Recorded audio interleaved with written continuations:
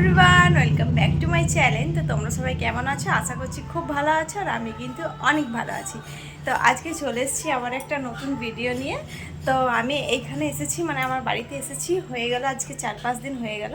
তো ভাবলাম চলো আজকে একটা ভিডিও করা যাক। তো এখন মা আর আমি দুজন মিলে একটু রান্না করব, তো সেটাই তোমাদের সাথে শেয়ার করব। তো চলো এখন রান্নাঘরে যাই আর তোমরা ভিডিওটা দেখতে থাকো।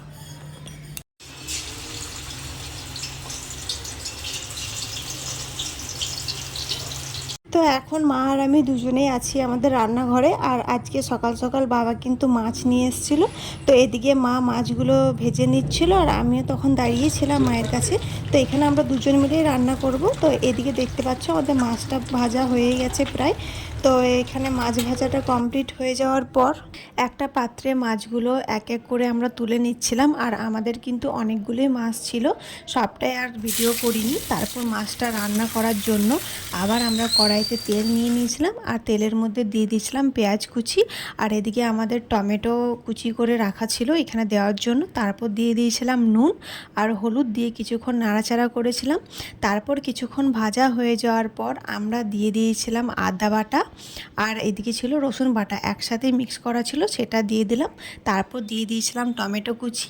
এখানে সবগুলো দিয়ে একটু নাড়াচাড়া করেছিলাম। তারপর দিয়ে দিয়েছিলাম জিরে গুঁড়ো, ধনে গুঁড়ো আর একটুখানি লঙ্কা গুঁড়ো পরিমাণ মতন। তো সব কিছু দিয়ে একটু কষে নিলাম। তারপর সামান্য পরিমাণে সেখানে জল অ্যাড করেছিলাম।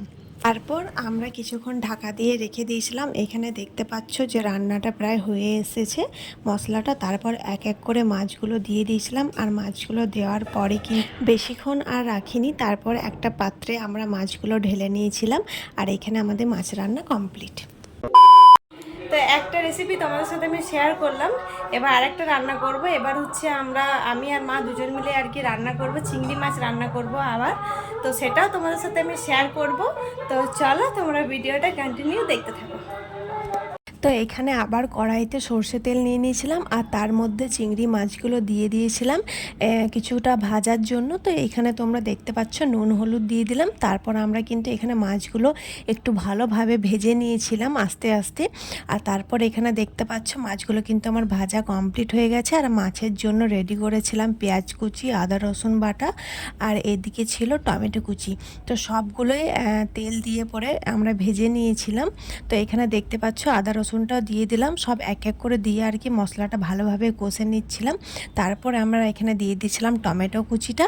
তো এখানে সবগুলোই দিয়ে মশলাটা ভালোভাবে ভাজছিলাম। তারপর আস্তে আস্তে দেখতে পাচ্ছ যে কালার চলে এসেছে। তারপর আমরা আবার অ্যাড করেছিলাম ধনে গুঁড়ো, জিরে গুঁড়ো আর পরিমাণ মতন কিন্তু লঙ্কা গুঁড়ো অ্যাড করে আবার ভালোভাবে মশলাটা ভেজে নিচ্ছিলাম।